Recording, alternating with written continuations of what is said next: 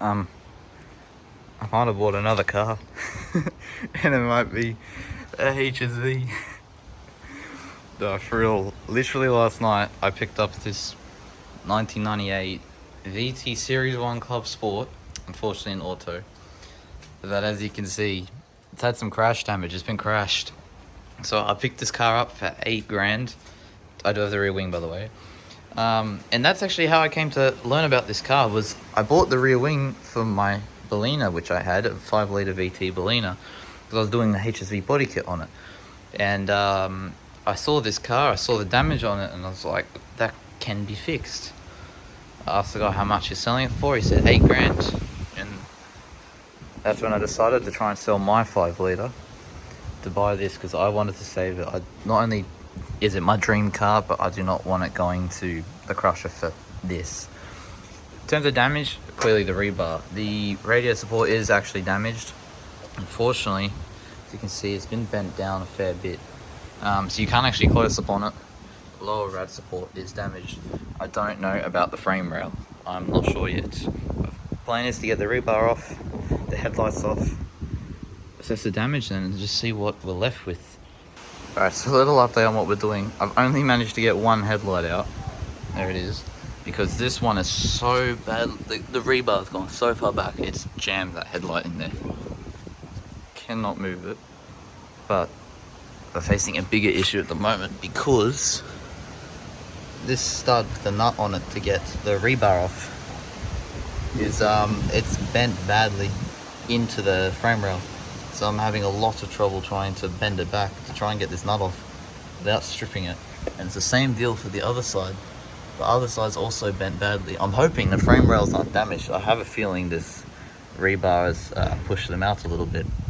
But if I can get the nuts off and get the new rebar on and see how far out the rails are. So that's what I'm doing at the moment. Fortunately, I've got some bad news, and that is the frame rail's damaged. See up there, see that kink?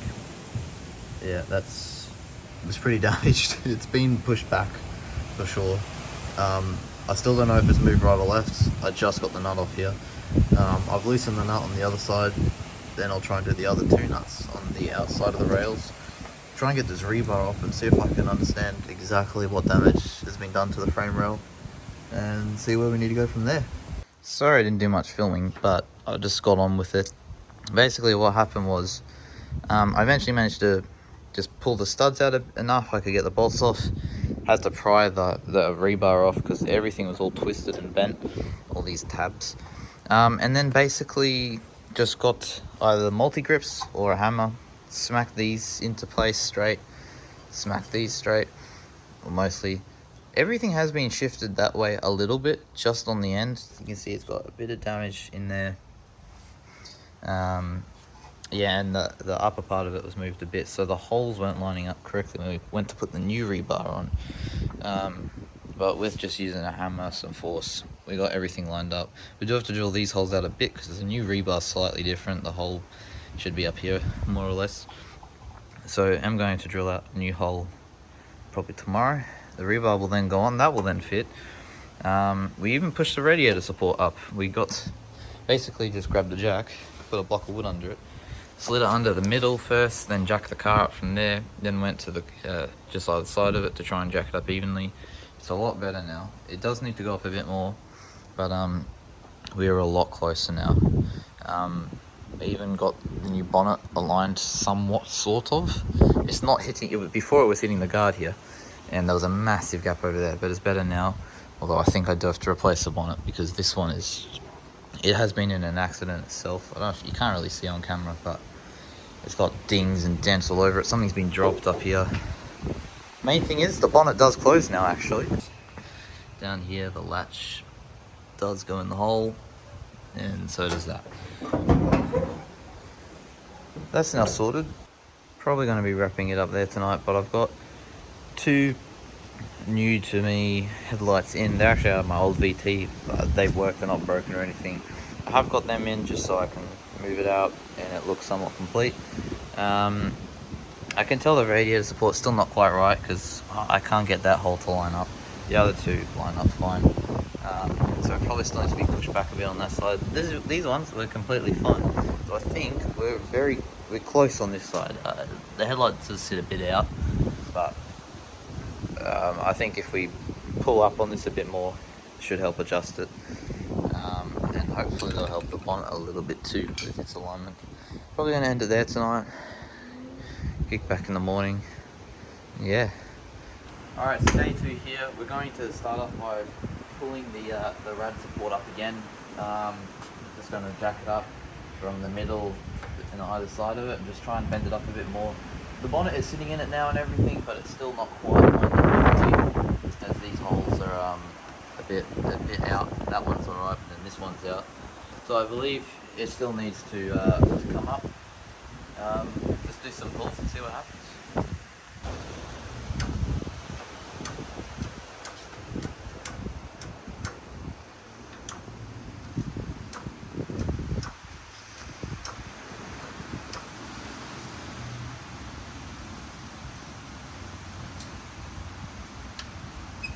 Alright, so we just did some pulls in the middle to the side of the rad support.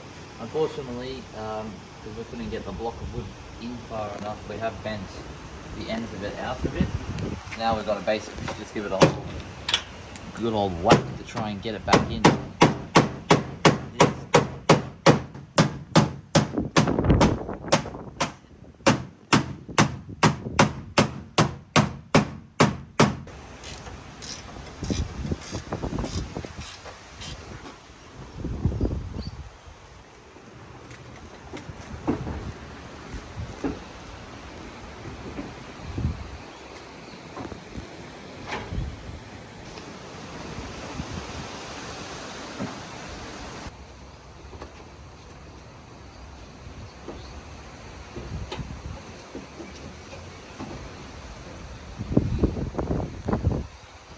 A bit far out.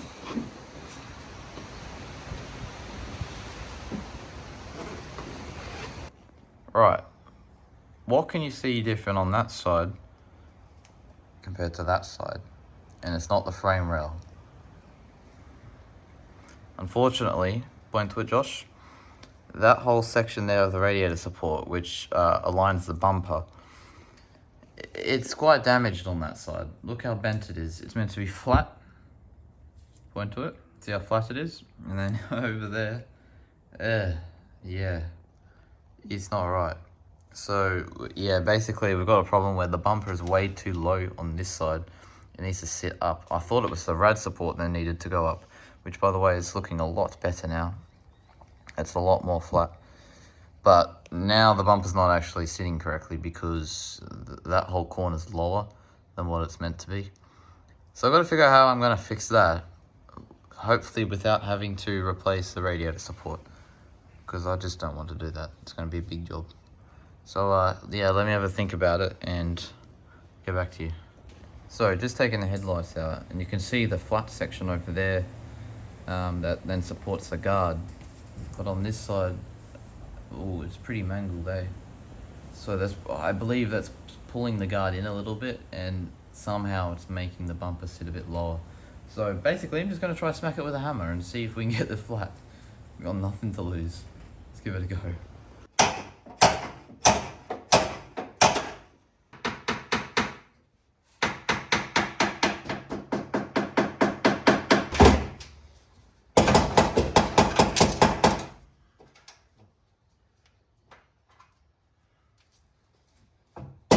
So this is that tab I was showing you before. There's that little, if I can get it, where is it? Oh, focus. Please focus. Oh, my bad. There's that little recess it sits in on top of that. And you can see that little metal tab, it just bolts into the guard, which then bolts into the rad support. And because the rad support was bent down, it meant the guard was also sitting down and that metal tab was sitting down. You can see there's actually some room for adjustment here in that little hole there. You can move the tab up and down regardless of moving the guard. Now, because we put a jack just underneath in there. Can you hold the light, Josh? We put a jack underneath in here and we just jacked the whole thing up, and it helped. It did move it up a bit. Focus. It moved everything up a bit. We still got to do it a bit more, and we've also got to move it out just a little bit. So let's do that now. All right, so we're about to try jack this part up to try and get it to bend out a little bit. This time I've actually left the guard connected to the rad support. So just jack it up, Josh, slowly. It's moving. Oh, slowly, slowly. Keep going. It is working. Oh, go push it in a bit, if possible. No, forward. No, it's gonna come off. Just go up a tiny bit. Yep, it's pushing it up. That's it, keep going. Bit more. All right, let it go. See it bend back a bit there. All right, pull it out. Hopefully that's bent it enough that it might sit a bit better this time. So again, we'll put the bumper on, see how she fits up. All right, so that's got it mounted up again. It sits out a bit. That could be because the guard's damaged. I'm not too sure, unfortunately. I am going to just try and pull this tab, push the tab in a little bit, just to try and, I'll probably push in the hole just to see if I can get the bumper to sit in. Oh, in saying that though, it probably is the guard because it sits correctly here. It sits really nice. So it's a bit hard to say until I actually get a new guard, but it does still need to go up a bit, I'm pretty sure. We'll put the headlight in and just double check that. All right, it is better than before. That gap is a lot smaller than it was before. It's still not correct. There's still too much of a gap. And if we look here, there's a nice big one there where clearly the headlight is sitting too high. And I'd assume that's because the bumper's sitting too low. So I'm going to actually quickly change direction, try and put the rebar on, just in case that supports the bumper in any way. I'm not actually too sure. Try and get this rebar on, and then if that might actually hold the bumper up, and then we'll go from there. So with both headlights on, the bonnet is slightly cocked. I can see that most likely this guard is just pushed back. That gap is actually where the bumper's meant to be. The gap here is simply due to the headlight sticking out a lot. This one's too far forward, that's why there's a big gap there. It sticks out, because if you look at this one, that fits snugly, and it's a lot better. I do not know how, but by some miracle, things are looking a lot better. Don't worry about the gaps there. There's just no retainers to actually hold the bumper in place. It sits pretty nice there. We've got the gaps a lot better with the headlight. In fact, I can shuffle that across a bit just to fix it just there. But here, there was a massive dent in the guard, like really bad. Like it was pushed in a lot, and it was not lining up at all. Now it's very close.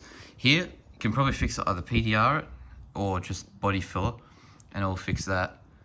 And I'm just trying to get this gap here. It's now at the correct height. It just needs to push in. Once the top of the bumper pushes in, it will line up really well. I've even got the clips working now on the side, so check this out. Yeah, I know it still doesn't look perfect, which it isn't, but that's actually how it came from factory. Like that. If you ignore this, that's factory gap. The other side's the exact same. Every VT is like that, for some reason they weren't actually very well gapped with the bumpers. But that is pretty much it. It looks like we've done the framework. That was a lot of work, but I kid you not, I'm pretty sure the framework is done as far as trying to align things, pull things. I can't believe it. It's the front bar's on, the rebar is on behind it. I'm sorry I didn't film that, but don't worry about the tape. That's just because there's no fasteners or anything there to hold the front bar up, but it's on, and it's lined up. Even this corner here, we had to do a massive, like, heaps of pulls on this corner just to try and reel it out, because the whole guard from about here down there was just pushed in and curled in. We got the front up here. It's still not how I'd like it, but that is actually how they came from factory. The gaps here were not great ever. Bit of body filler here. If you block it off, like, that's basically how it would come from factory. So some body filler here, some paint. Yeah, it's looking better. 2 days we've already got the framework done. I didn't see that coming, so I'm very happy about that. Now we can move on to probably getting a new bonnet, because this one's stuffed, and more importantly the airbags on the interior, and then we can illegally drive this thing.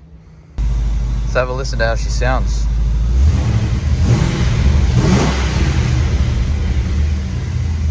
The purpose of today, as it's the next weekend, is to hopefully tackle the interior now. I have a new horn pad. I'm not worried about that.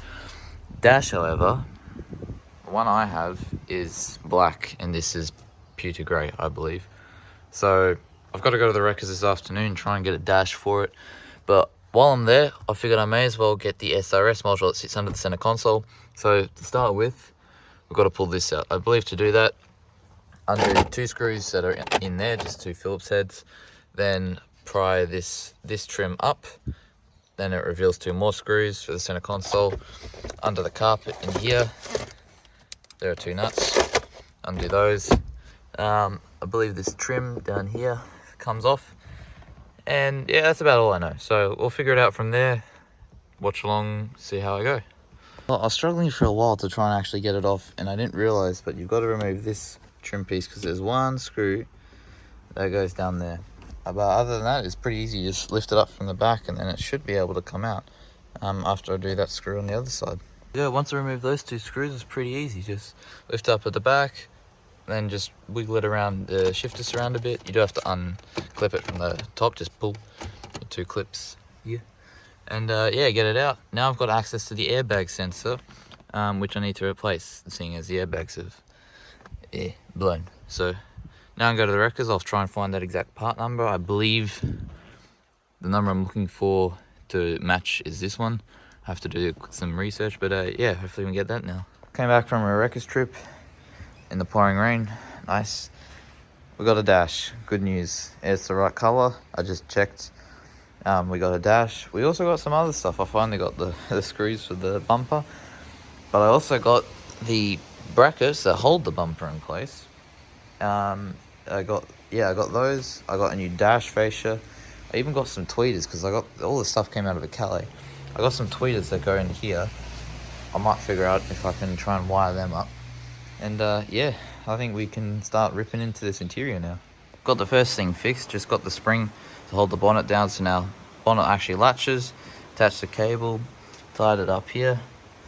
It's all good to go now. Bonnet shuts and latches. The front end, as far as any work required frame-wise, is completely done now. After getting the bumper latches from the wreckers, that lines up now suddenly, all of a sudden. I did have to do some more pulls, but now that lines up. The bonnet is now latched, so that's sitting there on its own, and the bonnet latch works. And this side is also now attached, no duct tape. So yeah, as far as the front end goes, it's done. It's actually repaired. So now it's Monday night. I've just come back from work. I've got about an hour of free time, so I figure I might as well jump on the interior and start pulling this dash out. Well, in saying that though, I didn't realize how long that whole process is going to take. So I'll have to do that for another video. This video is already probably like half an hour long. So yeah, with that being said, thank you very much for watching.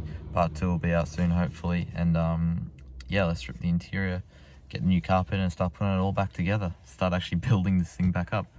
But yeah, thank you very much for watching. We'll catch you next time.